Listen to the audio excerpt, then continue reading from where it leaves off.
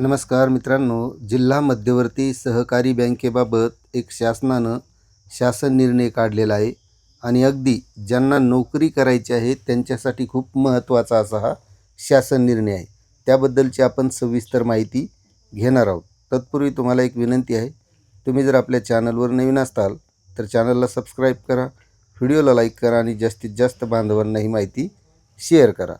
तर मित्रांनो, जिल्हा मध्यवर्ती सहकारी बँकामधील नोकर भरतीमध्ये स्थानिक उमेदवारांना प्राधान्य देण्याबाबत असा हा शासन निर्णय 8 मे 2026 रोजी काढण्यात आलेला आहे. यामध्ये राज्यातील जिल्हा मध्यवर्ती सहकारी बँकामध्ये पदभरती करताना स्थानिक उमेदवारांना प्राधान्य देण्याच्या अनुषंगाने बँकांनी खालील कार्यपद्धती अवलंबावी.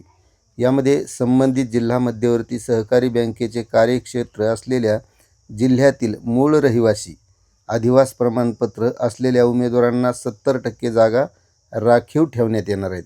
म्हणजे ज्या जिल्ह्याची बँक असेल त्याच जिल्ह्यातील 70% उमेदवार हे घेण्यात येणार आहेत आणि उर्वरित 30% जागा जिल्ह्याबाहेरील उमेदवारांसाठी खुल्या असतील.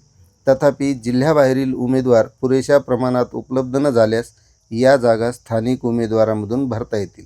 म्हणजे ज्या 30% बाहेरील जिल्ह्यासाठी जागा आहेत, जर उमेदवार आले नाही तर त्यामध्ये सुद्धा स्थानिकच उमेदवारांना प्राधान्य दिले जाणार आहे. हा शासन निर्णय आपल्याला जर सविस्तर वाचायचा असेल तर याची लिंक डिस्क्रिप्शनमध्ये दिलेली आहे, त्यावर जाऊन वाचू शकता. धन्यवाद.